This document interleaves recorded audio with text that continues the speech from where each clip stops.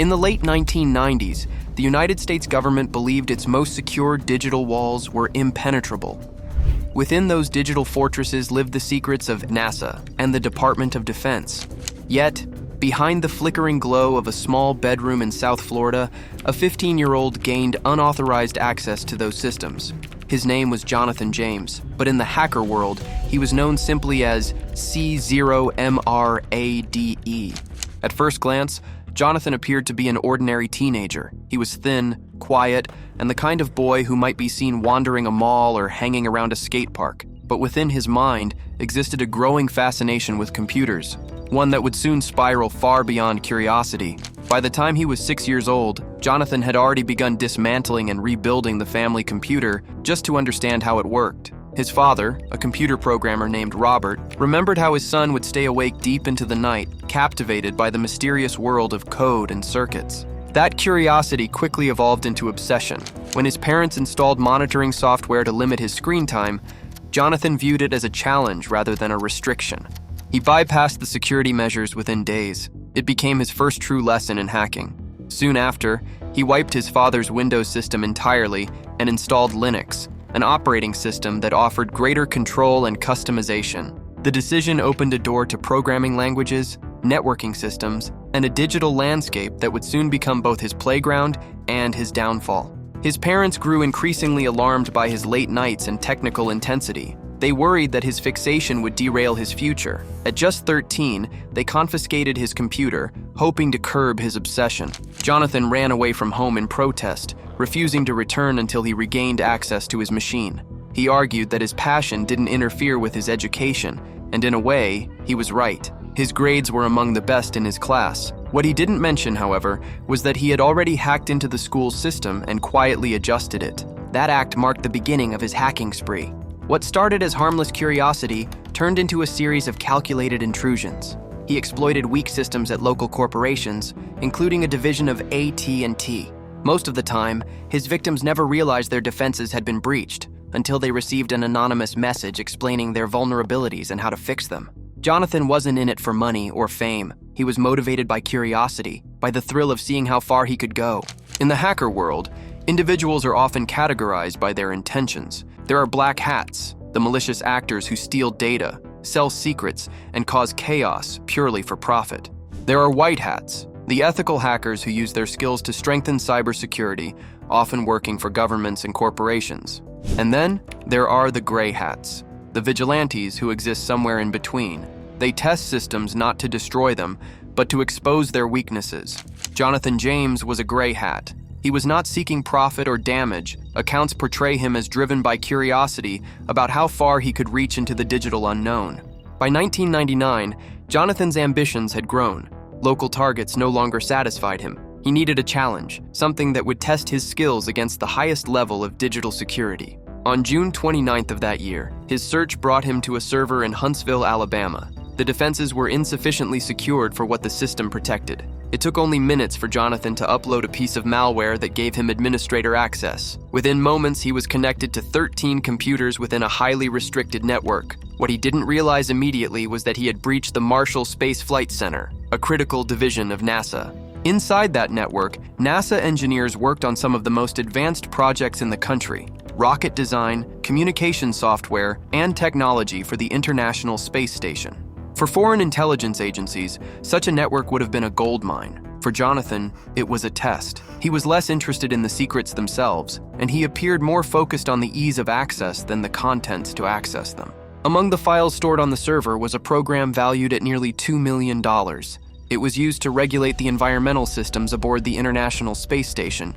Jonathan downloaded a copy to study the code, not to profit from it. But to NASA, it was a serious breach of national security. The agency had to take drastic measures. NASA was forced to shut down its systems for 3 weeks to investigate the intrusion. NASA reported recovery costs of about $40,000.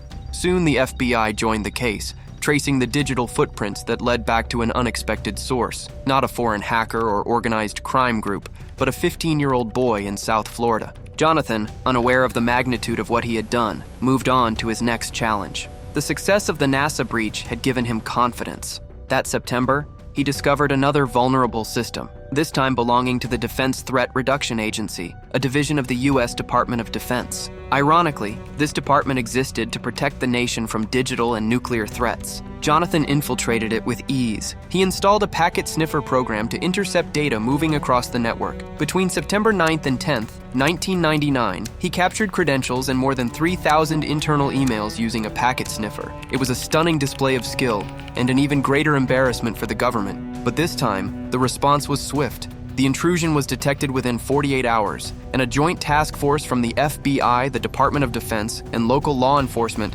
began tracing the digital fingerprints. What they found led straight to Jonathan's home. Early one morning, his mother woke him with a knock on the door. Outside stood a team of federal agents in bulletproof vests. For the first time, the teenage hacker came face to face with the reality of his actions. Surrounded by armed officers, he acknowledged the intrusions. Though the agents assured him that he wasn't being treated as a dangerous criminal, the consequences were severe. His computers were seized, and he was placed on house arrest and probation. He was also required to write apology letters to NASA and the Department of Defense. To the public, the story was shocking. A teenager had successfully breached some of the most secure systems in the United States. To the government, it was humiliating. His actions had exposed just how fragile their defenses truly were. While his punishment seemed lenient, it was only the beginning of a much darker journey. Jonathan's case set a legal precedent. He became the first juvenile ever convicted of a federal cybercrime in the United States, a fact that would later earn him a place in the Guinness World Records. But the recognition was far from an honor. The psychological weight of his arrest and conviction began to crush him. He served 6 months in juvenile detention. By the time he was released, he was no longer the same. The once energetic boy who lived for discovery appeared less motivated and withdrawn, according to interviews. In interviews, he hinted at wanting to change, perhaps even work in cybersecurity, but the spark that once drove him was gone. When Jonathan turned 18, tragedy struck again. His mother died of cancer, leaving him and his brother to manage the family home. Alone and disillusioned, he withdrew from the world, avoiding the hacking scene entirely, but even isolation couldn't protect him from what came next. In 2005, a massive cybercrime shook the United States. Over 45 million credit and debit card numbers were stolen from major retailers in what became one of the largest data breaches in history.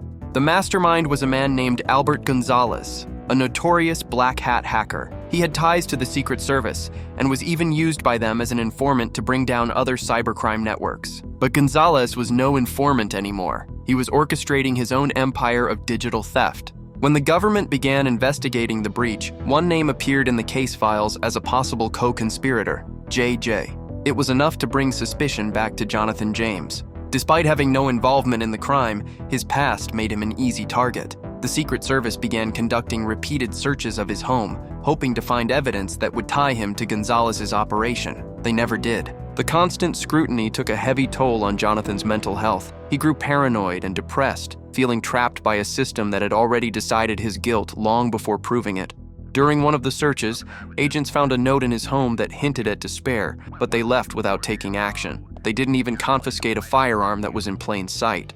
On May 7, 2008, Albert Gonzalez's crime ring finally collapsed. Authorities uncovered a buried barrel filled with over $1 million in cash, leading to his arrest and long prison sentence. For Jonathan, however, the damage had already been done. On May 18, 2008, Jonathan James was found dead in his South Florida home. He was 24 years old. In his final letters, he maintained his innocence. In a letter, he denied involvement in the TJX case, described Gonzalez as highly dangerous, and wrote that he preferred freedom to continued scrutiny. His death sent ripples through the cybersecurity world. To many, Jonathan was not a criminal, but a cautionary tale, a gifted mind crushed under the weight of a system unwilling to understand him. Later reporting suggested that the mysterious JJ in the Gonzalez case might not have been Jonathan at all. It may have referred to another hacker, Stephen Watt, who used the alias Jim Jones. If true, Jonathan had been right all along. He was innocent. But by then, the damage was irreversible. Jonathan James's life became a symbol of a generation caught between curiosity and crime. He hacked not to harm, but to learn, to explore the digital frontiers that adults barely understood at the time. Had he been born just a few years later, the world might have celebrated his brilliance rather than punished it. Today, ethical hackers, or white hats, are paid by companies and governments to do exactly what they once did, legally and with recognition. Jonathan's story is one of tragedy, injustice, and lost potential. It serves as a haunting reminder that genius, when misunderstood, can easily be destroyed. In the end, he wasn't a villain or a spy, just a boy who reached too far into the digital darkness and never found his way back. This account traces Jonathan James, a teenage hacker who accessed NASA systems in 1999 and died in 2008.